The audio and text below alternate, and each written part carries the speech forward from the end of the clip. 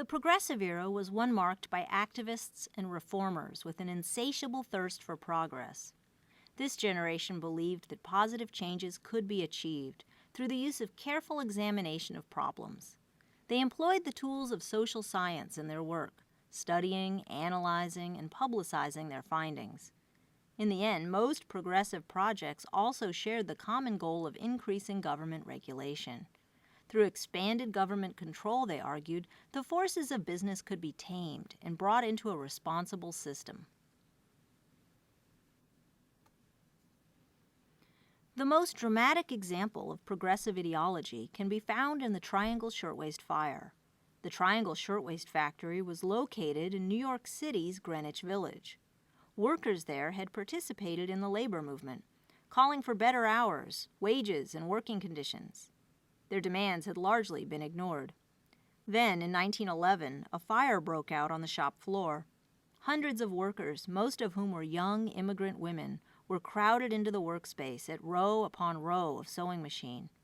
When the fire broke out, they ran to the doors, only to find they were locked to keep the workers from taking breaks without permission. The fire exits were also blocked by machinery. Some young women jumped to their death below, while others were overcome by the smoke. In all, 146 workers would die in the fire. Immediately, the city and the state were alive with calls for enhanced safety and labor regulations. Dozens of New York's laws would be passed shortly after the fire in an effort to prevent the tragedy from reoccurring. Other types of progressive reform were less dramatic, but more pervasive. Here we see a photograph taken by Jacob Riis. An immigrant from Denmark, Riis was a pioneer in photojournalism. He worked for a New York City newspaper on the crime beat, following the police to report on the sites of various crimes. Much of his work took him through the city's Lower East Side, a neighborhood of densely packed slums and tenements. Built to house the greatest possible number of people, these overcrowded and unhygienic buildings were unsafe and unhealthy. Riis documented the buildings and the lives of their residents, publishing his photographs and writing as the book, How the Other Half Lives.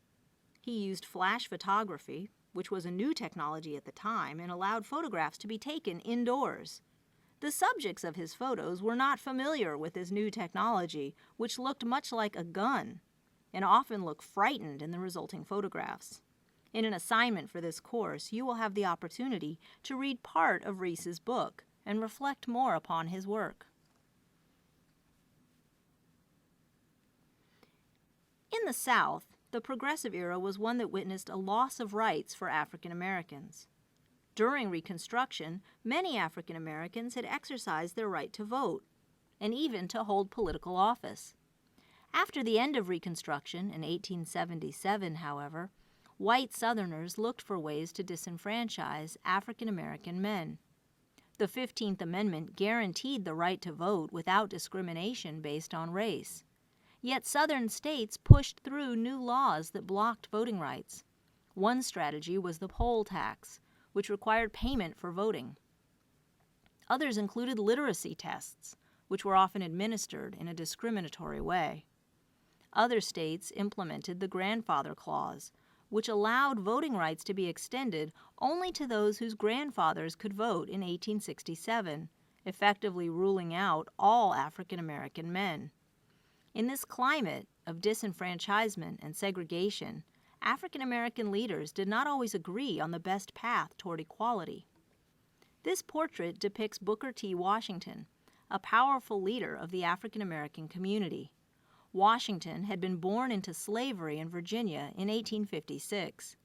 After the Civil War, he attended Hampton University. Later, he would go on to found the Tuskegee Institute in Alabama, which would provide technical and vocational education to African Americans. Most famously, in his Atlanta Compromise Address of 1895, Washington called for African Americans to work within the boundaries of segregation to achieve success. The compromise he offered was to white business leaders. If they would donate money toward scholarships to support students at schools like Tuskegee, African Americans would not demand political equality. In time, he insisted, Once African Americans had proven themselves economically vital to the nation, white Americans would treat them with the respect they deserved.